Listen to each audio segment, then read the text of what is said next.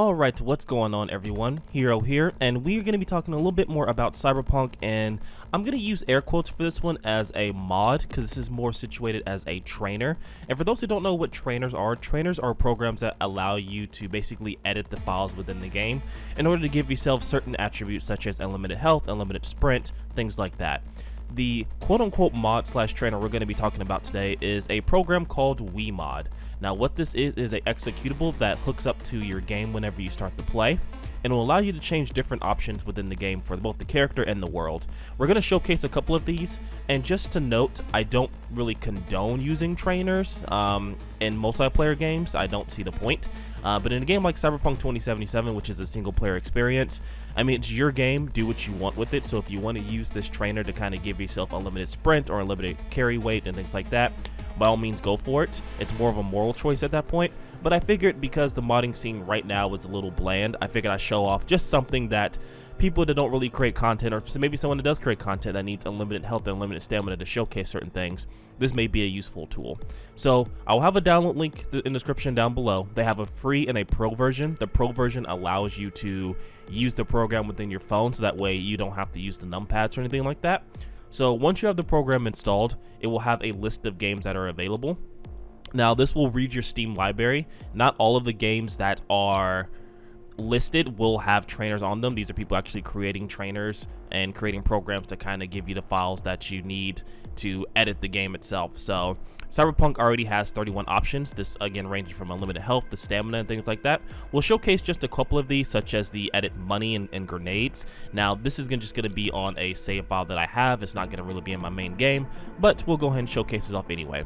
Once you're all set to go and you set your numpads or you set your macros here, go ahead and hit the play button. This will launch the game. We'll go ahead and cut back when we're actually inside of the game, and we'll showcase the mods and stuff like that. Right, so we're in game, and the easiest way to do this is to set your game to borderless window, so that way you can just alt-tab without closing the game.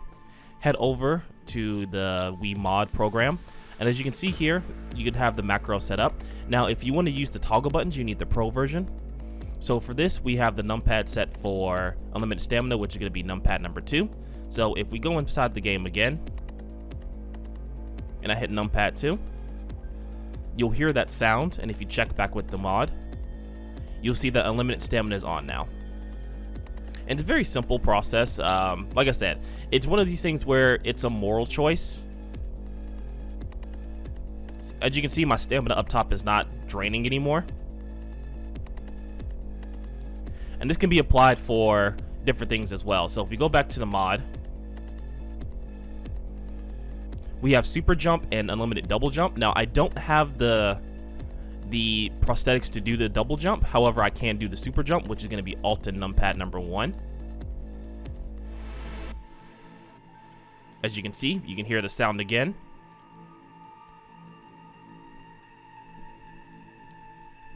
And that increases my jump height, so I can reach places that I couldn't before, which I guess depending on your character, you can actually get away with this having it in game.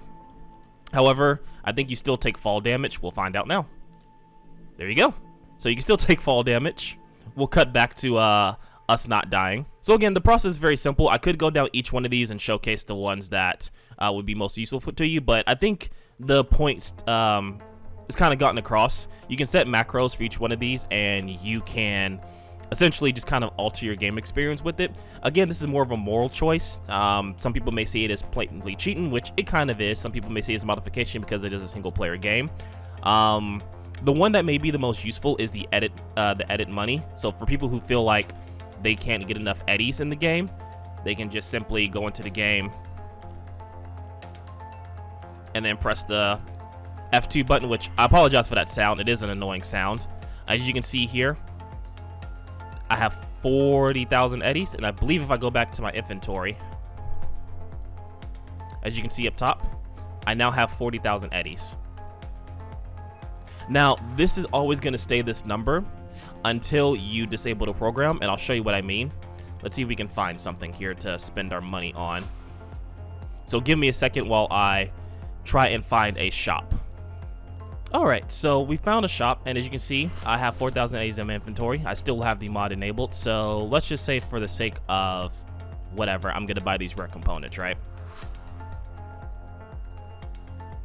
As you can see, I did buy the components, however, my inventory is still the same. So this will pretty much lock your funds to a certain amount. So essentially, in a way, you have unlimited eddies. You still have to have the required amount to buy the item, so I can do the same thing with these uncommons.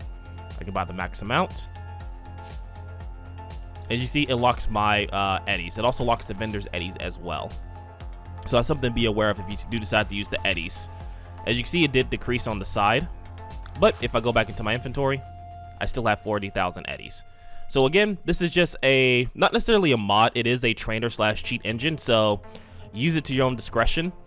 I figured it is something to kind of showcase until we start getting the real mods, such as the weapons and the texture mods and things like that, which, to my guess, we won't see any of that stuff until probably 2021, as Cyberpunk is kind of going through this weird transition as the game is extremely buggy, especially on consoles.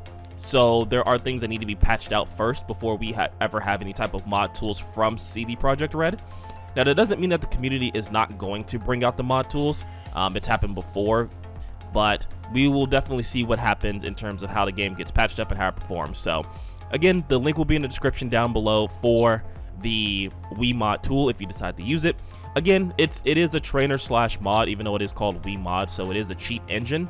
So just please be aware of that whenever you do leave your comments and your suggestions and stuff like that. If you enjoyed the video, please hit that like button, hit that subscribe and bell notification icon. As soon as more Cyberpunk mods and things become available, I will try and showcase and make videos for them. Just do give me some time, as there are a lot of reshade mods, and I doubt that you guys would like to see different types of reshades back to back. If you do, however, I do not mind making that type of content. There's also a bunch of presets for characters, more specifically female characters. So if you want to see some of the presets that have been set so you guys can make your own character look something a little bit more similar to the Cyberpunk universe that you're used to, I can also do some presets showcases as well. Hopefully you guys enjoyed the video, and I will catch you next time.